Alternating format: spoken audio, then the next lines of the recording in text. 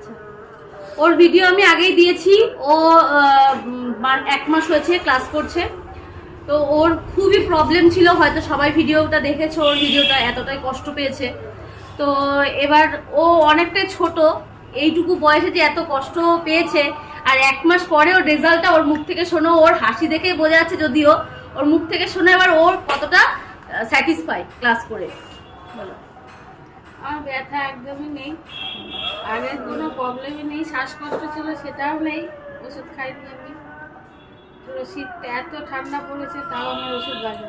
আচ্ছা, আর কোমর ব্যথা সেই কিছু নেই, মানে এপাশ ঘুরতে ওপাশ ঘুরতে যে প্রবলেম হতো, উঠতে প্রবলেম হতো, সেসব কিছু নেই। আর ইনহেলার ইউজ করতে? হ্যাঁ। আচ্ছা, এখন ইনহেলার লাগে না? না, এই যে ঠান্ডার সময় বেশি করে লাগতো তো, আর সেটা আমার এখনো পর্যন্ত এইবার শীতে আমি জয়েন করার পরে একবারও আমি নিই।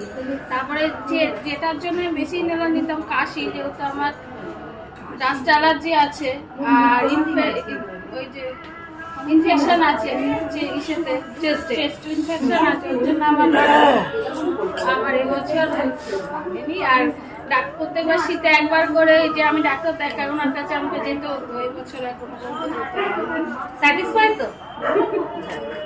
ওর এত রকম প্রবলেম ছিল, আর ওর ইনহেলার লাগতো। এখন 1 মাস যাবত, 1 মাস তো ইনহেলার লাগছে না, তাই তো? জয়েন করার পর দিয়ে আচ্ছা, ও ক্লাসে জয়েন করার মানে এতটাই রিভিউ ভালো যে ক্লাসে জয়েন করার পর থেকে ওর ইনহেলার লাগছে না।